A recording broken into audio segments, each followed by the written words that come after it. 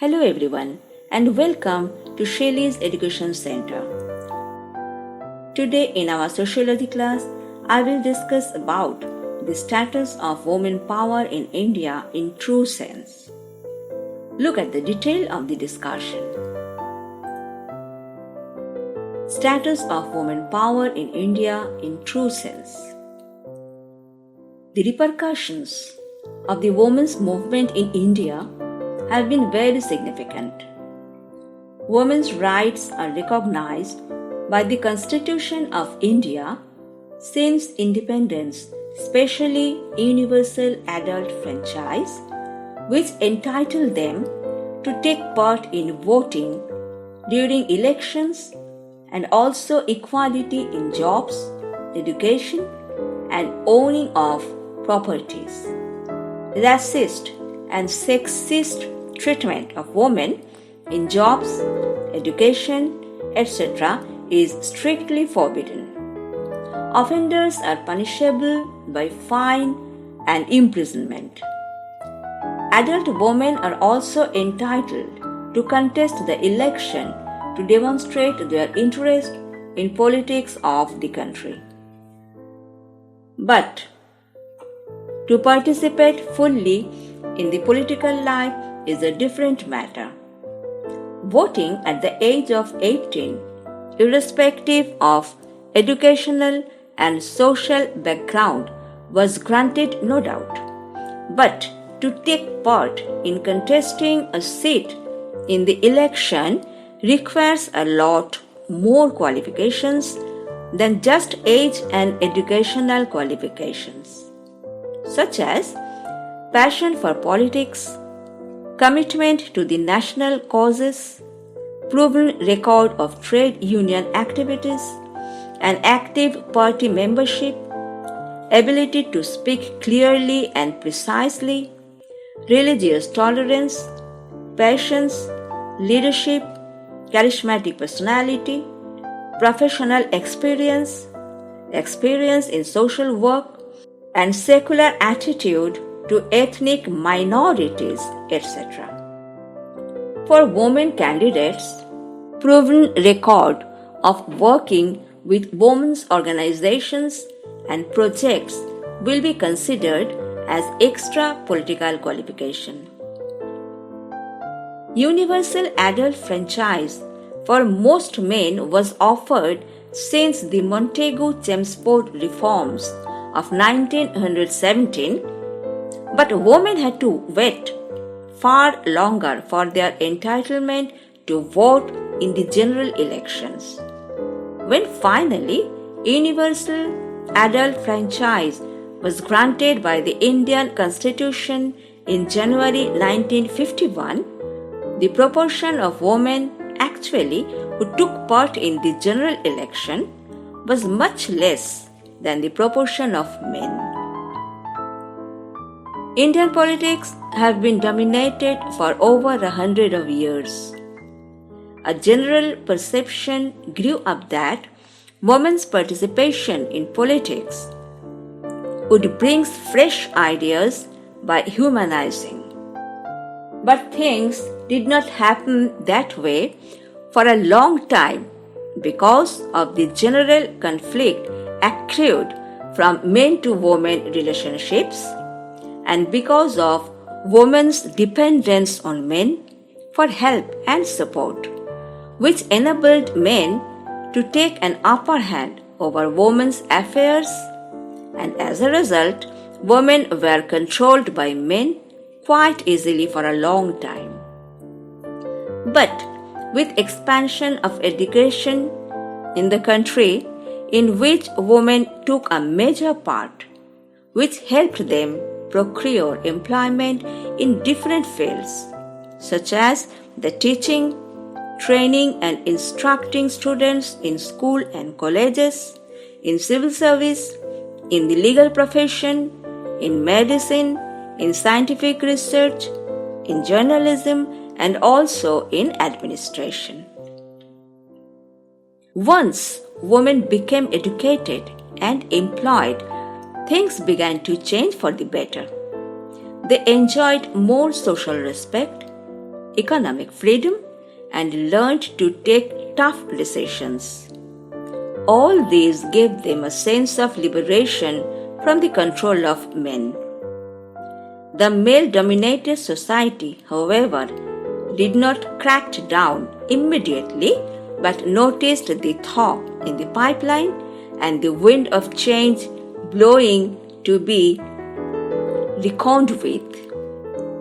In India, it was realized that if opportunities were offered, women would do a better job to serve the country. Women were needed essentially in welfare, education, employment, child care, health services, and so on. Gradually, it was also realized that women would also be good for politics.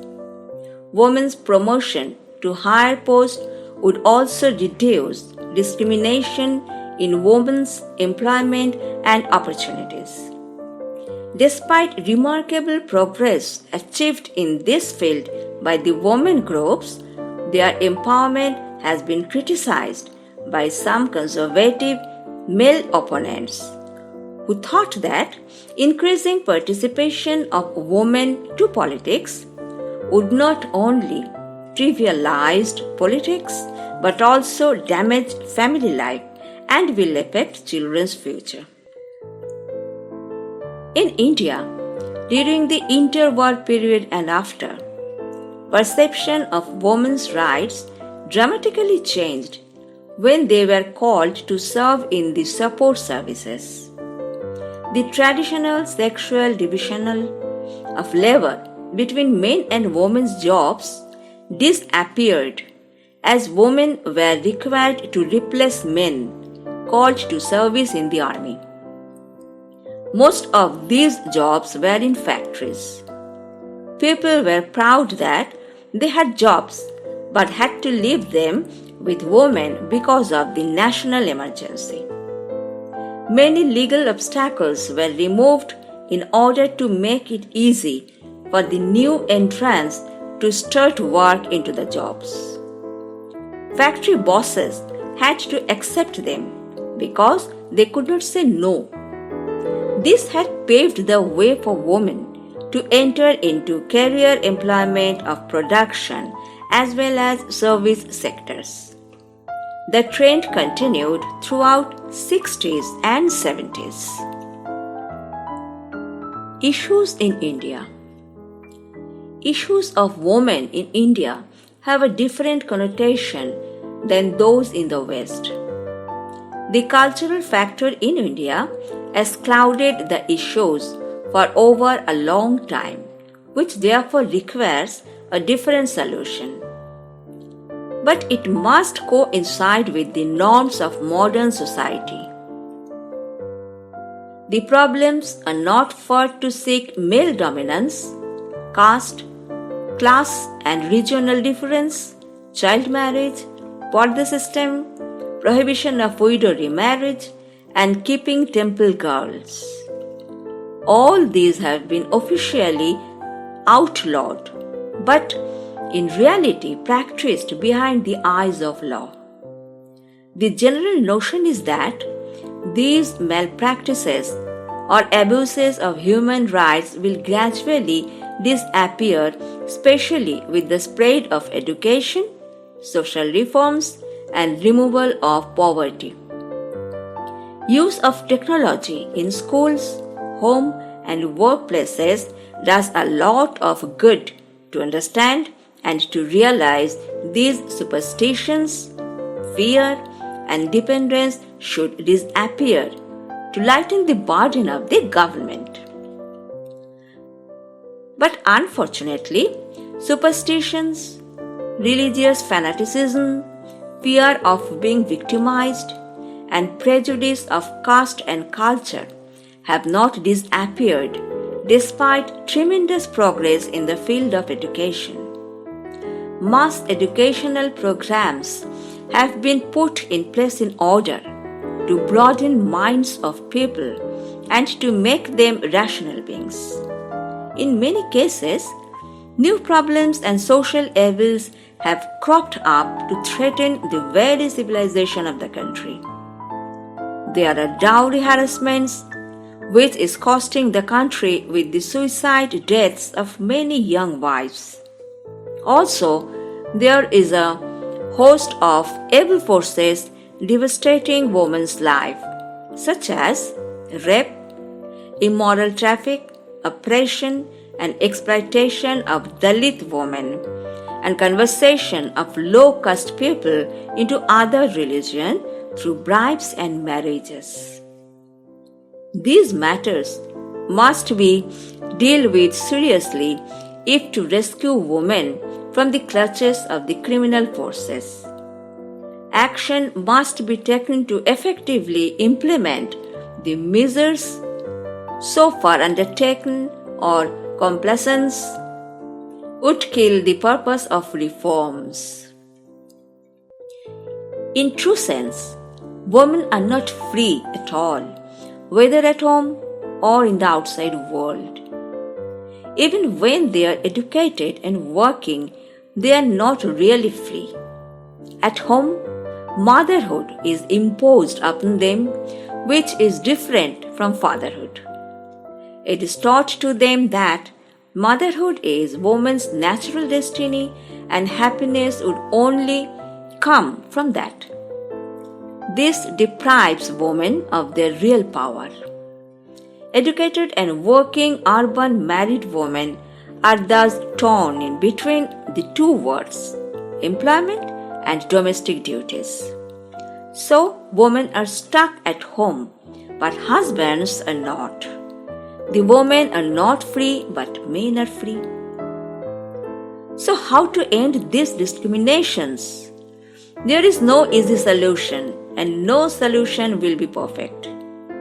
The feminists have suggested a lot of solutions. For example, marriage should be banned, which would liberate women from the drudgery of the domestic responsibilities, because therein lies the root of the main problems.